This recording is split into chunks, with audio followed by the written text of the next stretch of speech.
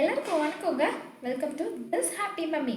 இன்னைக்கு வெந்தயக்கீரையை கசப்பே இல்லாமல் எப்படி கூட்டு பண்ணுறதுன்னு, உருளைக்கிழங்கு பொடிமாஸ் எப்படி செய்கிறதுன்னு பார்க்கலாம். ஸோ வெந்தயக்கீரை கூட்டுக்காக நம்ம சிறுபருப்பு கொஞ்சம் எடுத்துக்கலாங்க. சிறுபருப்பு இல்லை துவரம்பருப்பு எது வேணும்னாலும் எடுத்துக்கலாம். துவரம்பருப்பு ஊற வைக்கணும், சிறுபருப்பு ஊற வைக்க வேண்டியதில்லை. அதனால் நான் சிறுபருப்பு எடுத்துக்கிறேன். சிறுபருப்பை 2 கை மாதிரி எடுத்துக்கலாங்க. இது போதும். அதுக்கப்புறம் நம்ம வெந்தயக்கீரை தலை மட்டும் எடுத்து வச்சுக்கலாம். தண்டெல்லாம் எடுக்க வேண்டாங்க. தண்டு எடுத்தோம்னா ரொம்ப கசப்பாக இருக்கும், அதனால் தண்டு வேண்டாம். ஸோ வெந்தயக்கீரையை இலை மட்டும் கிள்ளி இந்த மாதிரி எடுத்து தண்ணியில் போட்டு நல்லா அலசி, அந்த மண்ணெல்லாம் போகிற மாதிரி தண்ணியில் அலசி நம்ம க்ளீன் பண்ணி எடுத்து வச்சுக்கலாங்க. இந்த மாதிரி நான் மேலே நெட்டி மட்டும் கிள்ளி இலையெல்லாம் எடுத்து வெந்தயக்கீரை தண்ணியில் போட்டு கழுவி ஒரு பாத்திரத்தில் எடுத்து வச்சுருக்கேன். உருளைக்கிழங்கு பொடிமா செய்கிறக்காக இப்போ நம்ம சாதம் வைக்கும்போதே நம்ம அது கூட உருளைக்கிழங்கு போட்டு வச்சுக்கலாங்க. இது நம்ம தொலி சீவ வேண்டியதில்லை. நம்ம கட் பண்ணி வச்சிட்டோம்னா வேக வச்சு எடுக்கும்போது நம்மளுக்கு தொலி ரொம்ப ஈஸியாக பீல் பண்ணி எடுத்துக்கலாங்க. அதனால இப்போ நான் உருளைக்கிழங்கு வேக வச்சுட்டேன். இப்போ இந்த சைடில் பார்த்தீங்கன்னா அந்த சிறுபருப்பு போட்டு காமிச்சேன் இல்லைங்களா? ஸோ அந்த சிறுபருப்பு, அதோட 2 தக்காளி, அப்புறம் 4 சின்ன வெங்காயம், அப்புறம் 5-6 பல்லு பூண்டு மட்டும் போட்டுங்க. இந்த பக்கம் கொஞ்சமாக தண்ணி ஊற்றி நம்ம கொதிக்க வச்சிடலாங்க. அது ஒரு 10 நிமிஷம் போதுங்க. இதுக்கு 10 நிமிஷத்தில் பார்த்தீங்கன்னா பருப்பு நல்லா வெந்துடும். அது நம்ம செக் பண்ணவே தேவையில்லைங்க. ஒரு 10 நிமிஷத்தில் பார்த்தீங்கன்னா கொஞ்சம் நுர மாதிரி வரும். அந்த டைமில் நம்ம அலசி வச்சுருக்கிற கீரையை நம்ம இதோட சேர்த்திக்கலாங்க. கீரை போட்டதுக்கப்புறம் நம்ம நல்லா கிளறிக்கலாங்க. ஸோ எல்லா கீரையுமே தண்ணியிலேருந்து எடுத்து போட்டுட்டுங்க. நல்லா ஒரு தடவை எல்லாமே கலங்குற மாதிரி நல்லா மிக்ஸ் பண்ணி விட்டுருங்க. ஸோ அந்த டைமில் உங்களுக்கு தண்ணி இல்லைன்னு தோணுச்சு அப்படின்னா கண்டிப்பாக தண்ணி ஊற்றிக்கோங்க. இல்லைன்னா கீழே அடி பிடிச்சிரும், ஸோ கரிஞ்சிரும். அதனால் கீரை போட்டுட்டு கலக்கி விட்டுட்டு கொஞ்சமாக தண்ணி ஊற்றிக்கோங்க. அது நல்லா வேகணும்.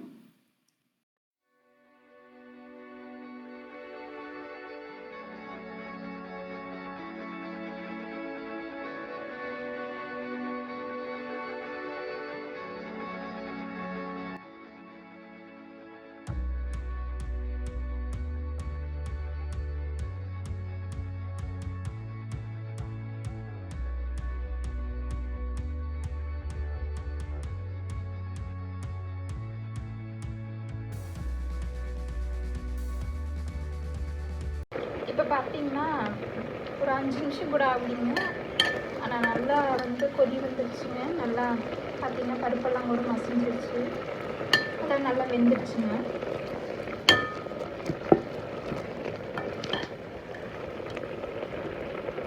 பார்த்தீங்களா, பருப்பெல்லாம் நல்லா மசிஞ்சிருச்சு, கீரையுமே நல்லா வெந்துருச்சுங்க. இப்போ நம்ம ஸ்டவ் ஆஃப் பண்ணிவிட்டு இது கொஞ்சம் நேரம் ஆறட்டுங்க.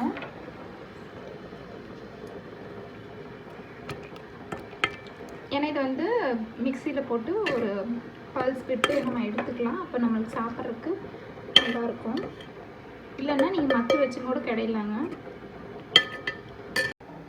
கொஞ்சம் ஆறிடுச்சுங்க. இப்போ நம்ம மிக்சி ஜாரில் இந்த அளவுக்கு கொஞ்சம் தேங்காய் எடுத்துக்கலாங்க. ஏன்னா அது வெந்தயக்கீரை கசப்பு தெரியாமல் இருக்கிறதுக்காக. ஸோ தேங்காய் போட்டுக்கோங்க கொஞ்சம். அதுக்கப்புறம் உப்பு போட்டுக்கோங்க. அப்புறம் கொஞ்சம் காரத்துக்காக நம்ம மிளகாய் பொடி நான் சேர்க்குறேனுங்க. நீங்கள் பச்சை மிளகாய் இல்லை வரமிளகாய் எது வேணாலும் போட்டுக்கோங்க.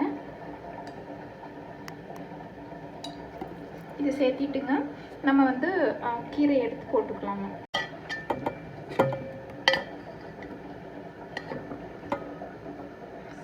கீரை அந்த தண்ணி இல்லாமல் வடித்து எடுத்துக்கோங்க.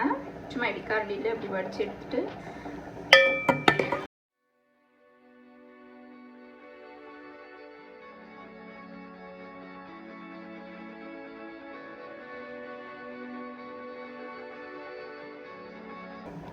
இது நம்ம தண்ணியெல்லாம் எது விட வேண்டாம். கொஞ்சம் நல்லா ஆறின உடனே மிக்சி போட்டு அரைச்சி எடுத்துடலாங்க. அது நல்லா அரைச்சி கிடச்சிடும்.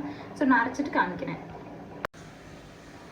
பார்த்திங்களா, நல்லா அரைஞ்சிருச்சுங்க. இது பல்ஸ் விட்டு எடுத்தாலே போதுங்க. நம்ம எப்பவும் அரைக்கிற மாதிரி சட்னி அரைக்கிற மாதிரி எல்லாம் அரைக்கக்கூடாதுங்க. அது நல்லா இருக்காது. ஸோ இது மாதிரி ஒரு பல்ஸ் விட்டு எடுத்துட்டோம்னால நம்மளுக்கு நல்லா அரைஞ்சி கிடச்சிடுங்க. தேங்காய் பற்றி எல்லாம் ஒன்றும் வழி பண்ணிக்க வேண்டியது இல்லைங்க, நல்லாயிருக்கும் இது. இப்போ இதை நம்ம தாளித்து எடுத்துக்கலாங்க. தாளித்து எடுத்துக்கலாங்க. நல்லெண்ணெய் தேங்காய் எண்ணெய் எது வேணால் ஊற்றிக்கலாங்க. நான் வந்து தேங்காய் எண்ணெய் ஊற்றிடுவேன். கடுகு போட்டுக்கலாங்க. கடுகு, சீரகம்,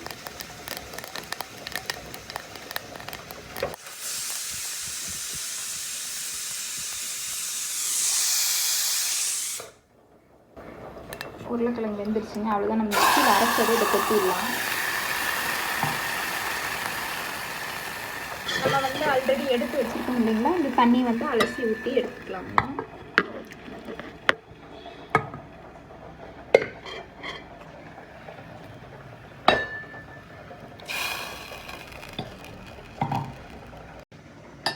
இது பார்த்திங்கன்னா நான் வந்து நம்ம கீரை வேக வச்ச சட்டியில் தண்ணி ஊற்றி அதை காய வச்சு அதையும் எடுத்து ஊற்றிட்டுனுங்க. இப்போ இதை வந்து நல்லா கலக்கிட்டு அவ்வளோதான். நம்ம வந்து தாளிச்சாச்சுங்க. இனி இது வந்து கீரை ரெடி ஆகிடுச்சுங்க. பார்த்திங்கன்னா நம்ம ஒரு பல்ஸ் தான் ஊட்டணும். அதுலேயே வந்து எவ்வளோ நல்லா மசிஞ்சு கிடச்சிச்சு பார்த்திங்களா. அவ்வளோதானுங்க. இது நீங்கள் வேணால் டேஸ்ட் பார்த்துக்கோங்க. நான் டேஸ்ட் பார்த்துட்டு உப்பு கரெக்டாக இருக்குதுங்க, காரம் நல்லாயிருக்கு. அதனால் இது ரெடி ஆகிடுச்சுங்க. இப்போ வந்து உருளைக்கிழங்கு மட்டும் வந்து விசில் இறங்கின உடனே அதை எடுத்து பொடி மாஸ் பண்ணிடலாங்க.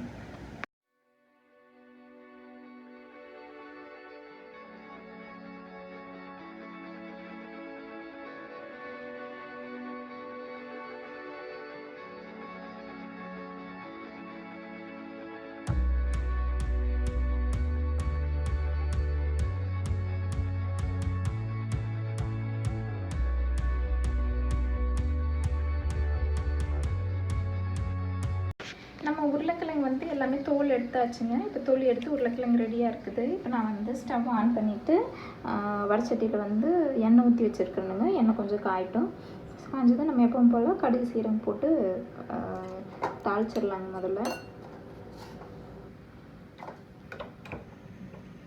அப்புறம் இதுக்கு போடுறதுக்காக நான் வந்துங்க கொஞ்சம் பூண்டு கட் பண்ணி வச்சுருக்கணுங்க. அதுக்கப்புறம் வந்து மேலே போடுறதுக்காக தூவுறதுக்காக கொத்தமல்லி தழை வந்து கட் பண்ணி வச்சுருக்கணுங்க.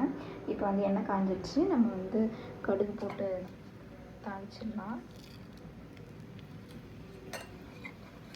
கடுகு வெடிக்க விடணுங்க. எப்பவுமே கடுகு வெடிச்சதும் நம்ம சீரகம் போட்டுக்கலாங்க.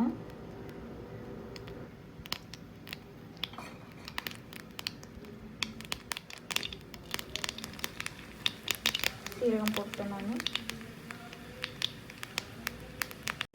இந்த உளுத்தம்பருப்பு கொஞ்சம் போட்டுக்கலாங்க.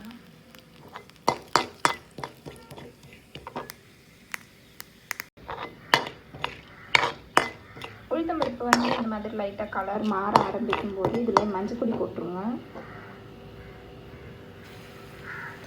அப்புறம் வந்து நம்ம உருளைக்கிழங்கு எடுத்து போட்டுடலாம்.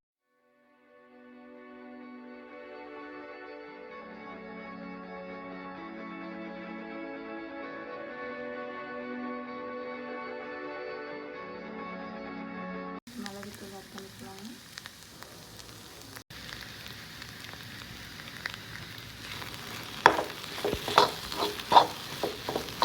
இதில் எதுவுமே வந்து ஒட்டிடும் அப்படிலாம் பயப்படவே வேண்டாங்க. எல்லாமே நல்லா சுருண்டு வந்துடும். இப்போ நம்ம வந்து மிளகுத்தூள் ஆட் பண்ணிட்டு கொஞ்சம் உப்பு ஆட் பண்ணிக்கலாங்க. பொடி உப்பு தான் ஆட் பண்ணணும் இந்த டைமில். பொடி உப்பு ஆட் பண்ணிக்கலாங்க.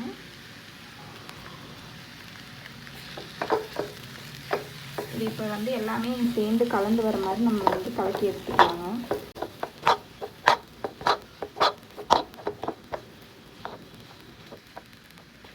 இப்போ இந்த டைமில் வந்து பூண்டு போட்டுக்கலாங்க. பூண்டு போட்டு இப்போ எல்லாத்தையுமே சேர்த்து நம்ம வந்து மிக்ஸ் பண்ணி எடுக்கணுங்க. அவ்வளோதான். பூண்டு வந்து இந்த சூட்லேயே வந்து நல்லா வெந்து கிடைக்குங்க. அது வந்து நல்லா ஒரு டிஃப்ரெண்ட்டான டேஸ்ட் இருக்கும் பூண்டு வந்து நம்ம நடுவில் போடும்போது.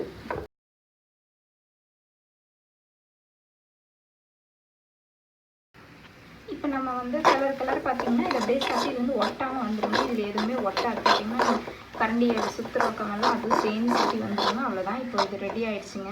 நீங்கள் வந்து டேஸ்ட் பார்த்துக்கோங்க. உப்பு இல்லை உங்களுக்கு காரம் கரெக்டாக இருக்குதான்னு பார்த்துட்டு அது வேணும்னா நீங்கள் வந்து ஆட் பண்ணிக்கலாம். அவ்வளோதான். இப்போ நம்ம வந்து ஸ்டவ் ஆஃப் பண்ணிவிட்டுங்க கொத்தமல்லி தழை தூவிக்கலாங்க. நான் ஆல்ரெடி கட் பண்ணி வச்சுருந்தேன். அவ்வளோதான். இது ரெடி ஆகிடுச்சு. இன்றைக்கி பார்த்திங்கன்னா வந்து இந்த உருளைக்கிழங்கு பொடி மாஸ் எதுக்குன்னாங்க வெந்தயக்கீரைக்கு அதுக்கப்புறம் வந்துங்க ரசம் வச்சுருக்குறேனுங்க, அப்புறம் தயிர் இருக்குதுங்க. அவ்வளோதான், நல்லா சுருண்டு வந்துருச்சு. இதை நம்ம வந்து வேறு கப்பில் வந்து ட்ரான்ஸ்ஃபர் பண்ணிக்கலாம்.